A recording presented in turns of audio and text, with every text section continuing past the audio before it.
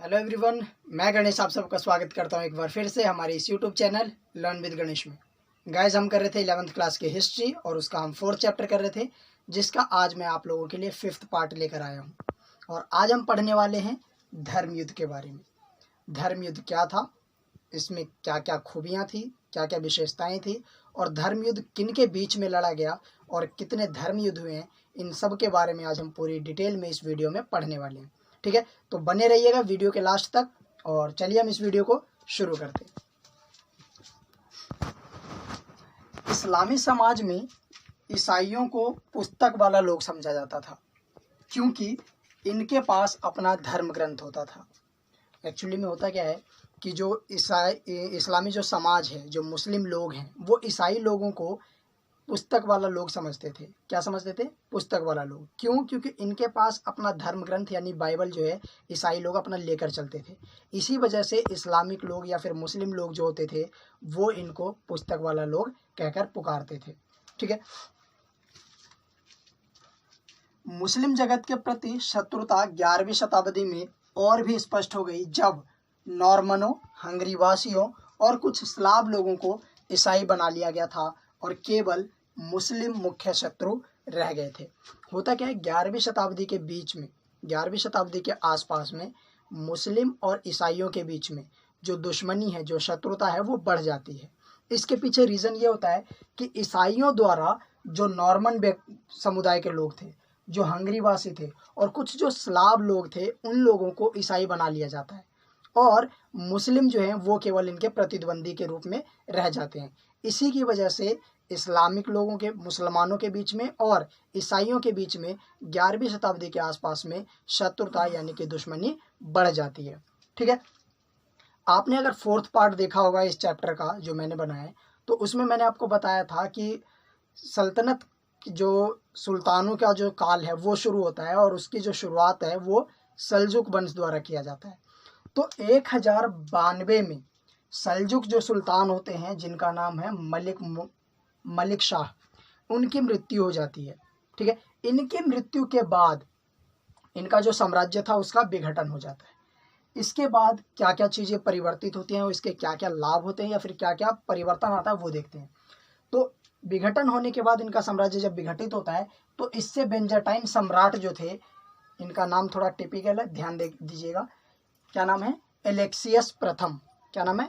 बेंजेटाइन का जो सम्राट था उनका नाम था एलेक्सियस प्रथम। इनके पास अवसर आता है कि एशिया माइनर और उत्तरी सीरिया को फिर से हथिया सके। इनके पास ये मौका आता है। इसके अलावा पोप अर्बन द्वितीय, इनके लिए ईसाई धर्म के प्रचार प्रसार करने का भी अवसर मिलता है। ठीक है, तो इन्हीं दोनों के द्वारा, एक एलेक्सियस प्रथम यानी बेंजेटाइन के जो सम्राट थे वो, और दूसरे पोप अर्बन द्वितीय, इनको एक अवसर मिलता है कि अब ईसाई धर्म का प्रचार प्रसार किया जा सकता है, क्योंकि सल्जुक वंश का अंत हो गया था और इनके द्वारा जो साम्राज्य स्थापित किया गया था वो खत्म हो चुका था। इसी वजह से पोप अर्बन द्वितीय और बेंजेटाइन सम्राट के जो एलेक्सियस प्रथम थे, इन्होंने 1095 से 1291 के बीच में मुस्लिम शहरों के विरुद्ध कई लड़ाइयाँ लड़ी। ठीक है, किसने? पोप अर्बन द्वितीय और बेंजेटाइन सम्राट के जो एलेक्सियस प्रथम थे, इन्होंने मुस्लिम समुदाय या मुस्लिम शहरों के विरुद्ध कई सारी लड़ाइयाँ लड़ी, जिसे धर्म युद्ध का नाम दिया गया। इसके अलावा ये जो लड़ाइयाँ थी ये पुण्य भूमि को मुक्त कराने के लिए भी लड़ी गई थी। पुण्य भूमि को मुक्त कराने का मतलब क्या था कि ईसाई धर्म के लोग जो हैं किसी स्थान को वो पुण्य मानते थे, और वो स्थान कौन सा था? तो वो था जेरूसलम। क्या था? जेरूसलम। जेरूसलम को ईसाई लोग जो है वो पुण्य भूमि मानते थे। क्यों मानते थे? क्योंकि जेरूसलम जो था ईसा मसीह की कर्म भूमि थी और जेरूसलम में ही ईसा मसीह को क्रूज पर लटकाया गया था। ठीक है, और ऐसा माना जाता है कि ईसा मसीह का पुनर्जन्म जो है, पुनर्जन्म का जो कहानी है, जो सिलसिला है, वो जेरूसलम से ही शुरू हुआ था।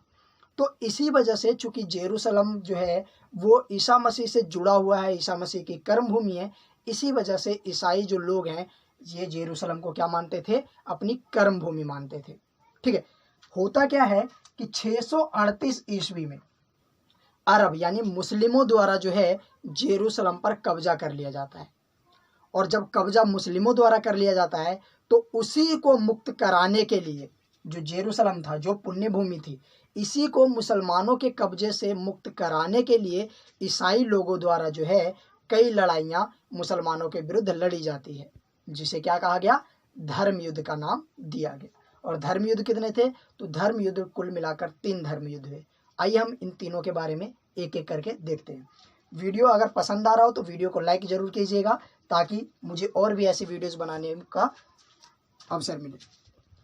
तो चलिए, प्रथम धर्म युद्ध। प्रथम जो धर्म युद्ध था वो 1098 से 99 के बीच में लड़ा गया। इसमें फ्रांस और इटली के सैनिकों ने सीरिया में एंटियोक और जेरूसलम पर कब्जा कर लिया। क्या कर लिया, चूंकि पहले जो था 638 में अरबों ने इसके ऊपर कब्जा कर रखा था, यानी मुसलमानों ने कब्जा कर रखा था।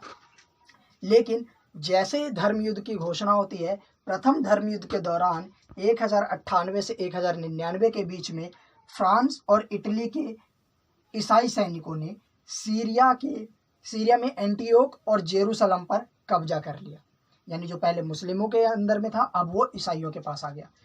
मुस्लिम इस युद्ध के दौरान, जो युद्ध हुआ प्रथम युद्ध, इस युद्ध के दौरान मुसलमानों और यहूदियों की निर्मम हत्याएं की गई। जितने भी मुसलमान थे वहां पर जेरूसलम में, और जितने भी यहूदी थे, उन लोगों को ईसाई द्वारा कई निर्दयी तरीके से उनको मारा गया। ठीक है।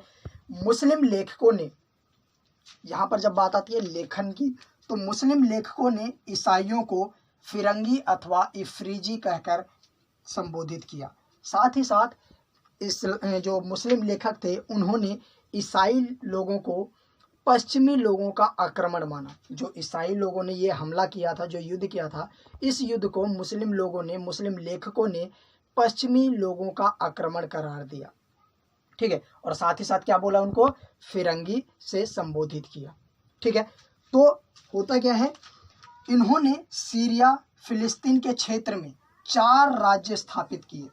धर्म युद्ध के दौरान कई सारे क्षेत्र जीते और उसमें 4 राज्य स्थापित कर लिया, जिन्हें सामूहिक रूप से आउटरैमर कहा गया। क्या कहा गया, आउटरैमर। किसके द्वारा, जो ईसाई धर्म के लोगों ने प्रथम जब युद्ध किया, प्रथम धर्म युद्ध, तो उसके तहत उन्होंने फिलिस्तीन और सीरिया के आसपास के इलाके में 4 राज्य जो है स्थापित किए जीतकर, और उन चारों राज्यों को सामूहिक रूप से आउटरैमर कहा जाता था। क्या कहा जाता था, आउटरैमर। आगे का जो धर्म युद्ध हुआ, आगे का जो 2 धर्म युद्ध हुआ, वो इसी आउटरैमर की सुरक्षा के लिए और इसके विस्तार के लिए लड़ा गया। ठीक है। आइए हम इसको जरा इधर देखते हैं थोड़ा सा। होता क्या है, 1144 में एड्रस्सा पर कब्जा कर लिया गया तुर्कों द्वारा, यानी मुस्लिमों द्वारा। मुस्लिमों द्वारा क्या किया जाता है, 1144 में एडेस्सा पर कब्जा कर लिया जाता है। इसके लिए जैसे ही कब्जा होता है, तुरंत दोबारा से पादरियों ने दूसरे धर्म युद्ध की घोषणा कर दी और दूसरा धर्म युद्ध शुरू हो जाता है। जो दूसरा धर्म युद्ध था वो 1145 से 1149 के बीच में लड़ा गया। इस युद्ध के दौरान जर्मन और फ्रांसीसी सेना ने दमिश्क पर कब्जा करने की कोशिश की। ठीक है। जर्मन और फ्रांस की सेना ने दमिश्क, जो राजधानी पहले बनाई गई थी, उसके ऊपर कब्जा करने की कोशिश की गई, लेकिन उन्हें हार कर घर लौटने के लिए मजबूर होना पड़ा। लेकिन वो सफल नहीं हुए और उन्हें घर की ओर लौटना पड़ा। इसके बाद आउटरैमर की शक्ति धीरे धीरे कम होती जाती है। जो सामूहिक रूप से जिसको आउटरैमर कहा जाता था, उसकी शक्ति धीरे धीरे क्या होती है, वो कम होने लग जाती है। धर्म युद्ध का जोश जो है अब खत्म हो गया और ईसाई शासक जो थे, ईसाई शासकों ने विलासिता का जीवन, यानी कि मौज मस्ती का जीवन जीना शुरू कर दिया। इसके साथ साथ उन्होंने नए नए इलाकों के लिए लड़ाइयाँ लड़ना शुरू कर दिया और उन्होंने जो क्या नाम था उसका, पुण्य भूमि के लिए जो युद्ध लड़ना शुरू किया था, उसके खिलाफ जो है वो एक तरीके से वो धर्म युद्ध जो है जोश उसके प्रति ठंडा होता गया और इन्होंने नए नए इलाकों के लिए लड़ाइयाँ लड़ना शुरू कर दिया। किसने, ईसाई शासकों ने। ठीक है। सलादिन, जो एक मुस्लिम शासक था, सलाहदीन ने एक मिस्री सीरियाई साम्राज्य की स्थापना की और ईसाइयों के विरुद्ध धर्म युद्ध करने का आह्वान किया। 1187 में इन्होंने हरा दिया किसको? ईसाइयों को। और पहले धर्म युद्ध के लगभग एक शताब्दी बाद जेरूसलम पर फिर से मुसलमानों का कब्जा हो गया। हमने क्या देखा था कि प्रथम धर्म युद्ध में जेरूसलम के ऊपर ईसाइयों का कब्जा हो गया था और वहां पर मुसलमानों को और यहूदियों को बुरी तरीके से मारा गया था। लेकिन प्रथम धर्म युद्ध के एक शताब्दी बाद यानी 100 साल बाद ही, 100 वर्ष बाद ही जेरूसलम के ऊपर दोबारा से किसका कब्जा हो जाता है? मुस्लिमों का कब्जा स्थापित हो जाता है। सलाहदीन का व्यवहार जो है ईसाइयों के प्रति दयामय थी। इसके विपरीत अगर आप देखोगे, प्रथम जो धर्म युद्ध हुआ था वहां पर ईसाइयों का जो व्यवहार था मुस्लिमों के प्रति वो निर्दयी था। लेकिन यहाँ पर जो सलाहदीन था उनका व्यवहार ईसाइयों के प्रति थोड़ा सा अच्छा था, दयामय थी। The Church of the Holy Sepulchre की अभिरक्षा का काम ईसाइयों को ही सौंप दिया गया। ये जो एक इनका जो प्रमुख स्थल था ईसाइयों का, उनकी रक्षा का काम ईसाइयों को ही सौंप दिया सलाहदीन ने। ठीक है, परंतु बहुत से गिरजाघरों को मस्जिदों में बदल दिया गया और जेरूसलम एक बार फिर से मुस्लिम शहर बन गया। ठीक है, और दूसरे धर्म युद्ध में हमने क्या देखा कि दूसरे धर्म युद्ध में जेरूसलम जो था फिर से मुसलमानों के अंदर में आ जाता है, नियंत्रण में आ जाता है। पहले धर्म युद्ध में उसके ऊपर जेरूसलम के ऊपर नियंत्रण किसका होता है? ईसाइयों का। दूसरे धर्म युद्ध में फिर से नियंत्रण किसका आ जाता है? मुसलमानों का। जैसे ही जेरूसलम के ऊपर कब्जा होता है मुसलमानों का, फिर से पोप द्वारा धर्म युद्ध की घोषणा का आह्वान किया जाता है और धर्म युद्ध की घोषणा कर दी जाती है और इस प्रकार से तृतीय धर्म युद्ध की शुरुआत हो जाती है। और तृतीय धर्म युद्ध की शुरुआत 1189 से मानी जाती है। इस टाइम पर होता क्या है कि जितने भी ईसाई लोग थे जो धर्म युद्ध कर रहे थे, उन लोगों को जो वहाँ के शासक थे मुस्लिम शासक, उन्होंने वहाँ से जेरूसलम से खदेड़ दिया, भगा दिया। चलिए देखते हैं। धर्म युद्ध करने वाले सभी ईसाइयों को फिलिस्तीन से बाहर भगा दिया। ठीक है, ईसाइयों के विरुद्ध मुस्लिम राज्यों का रुख सख्त हो गया था और मुस्लिम सत्ता की पुनः बहाली हो गई थी। धीरे धीरे यूरोप की इस्लाम में सैनिक दिलचस्पी समाप्त हो गई। अब उसका ध्यान अपने आंतरिक, राजनीतिक और सांस्कृतिक विकास की ओर केंद्रित हो गया था। यानी कि जो सेकंड जो धर्म युद्ध हुआ, उस सेकंड धर्म युद्ध में जो जेरूसलम था उसके ऊपर मुसलमानों का दोबारा नियंत्रण हुआ और इसकी वजह से चर्च ने यानी पोप ने दोबारा से तृतीय धर्म युद्ध का आह्वान किया। लेकिन तीसरे धर्म युद्ध के दौरान हुआ क्या कि जितने भी शासक थे, मुस्लिम शासक थे, उन्होंने धर्म युद्ध करने वाले सभी ईसाई लोगों को, जो फिलिस्तीन था, फिलिस्तीन से इनको बाहर खदेड़ दिया। और इस धर्म युद्ध में ईसाइयों को केवल एकमात्र अधिकार मिला।